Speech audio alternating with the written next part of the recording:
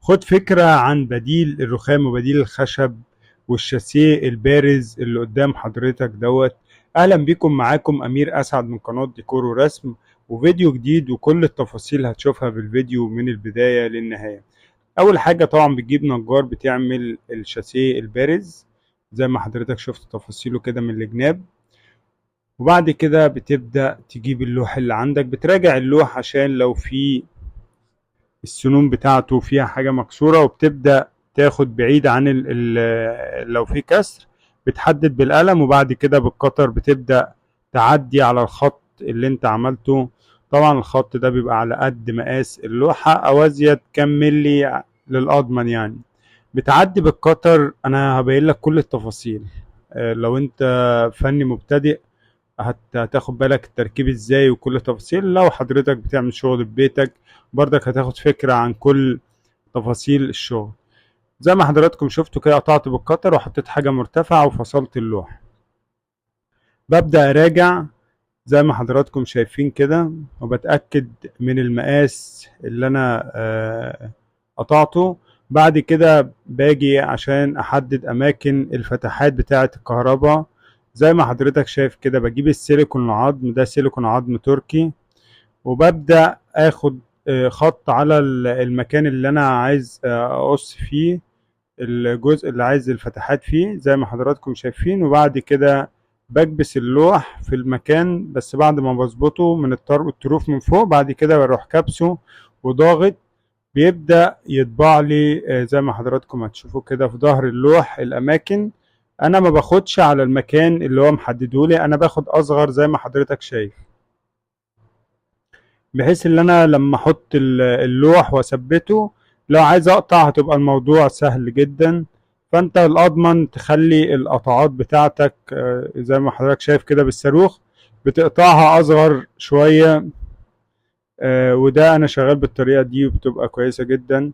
وعلبة الكهرباء طبعا دي نص علبة الكهرباء، فانت كل ما بتقطع الحاجة اصغر وتركب بعد كده تقدر تتحكم في الحاجة براحتك.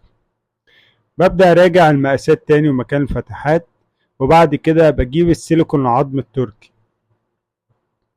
طبعا اللوح بياخد 2 أنبوبة سيليكون عظم تركي، والاتنين أنبوبة لو توزعوا بالطريقة اللي حضرتك شايفها دي مستحيل اللوح يفك، لأن بيبقى التوزيع على يعتبر أغلبية اللوح.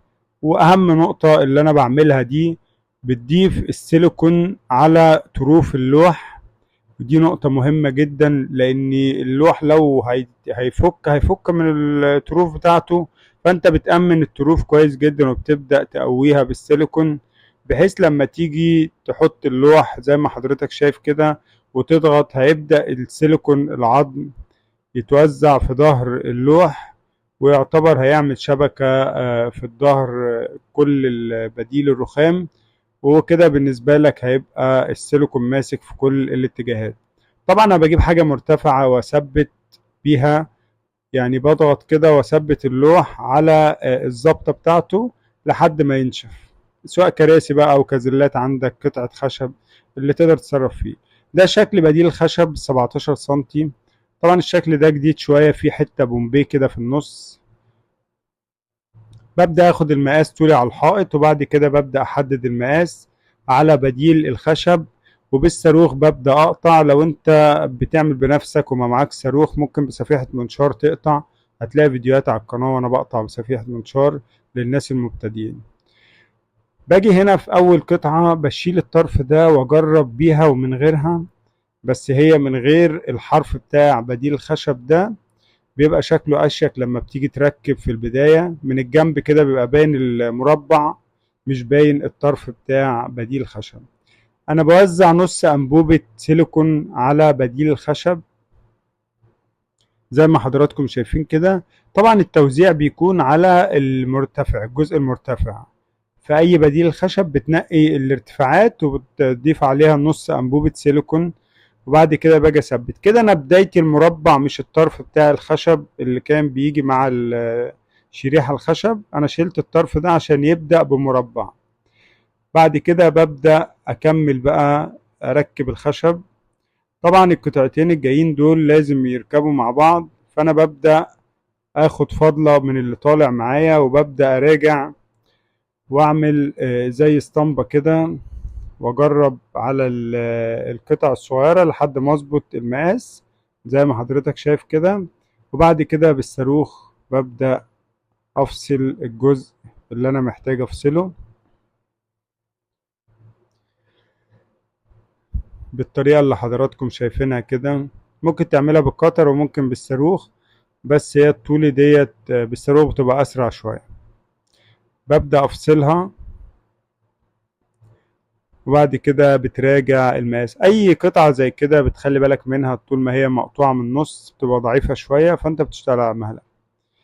ببدأ اكبس الشريحتين بعد ما ضفت لهم سيليكون واثبتهم.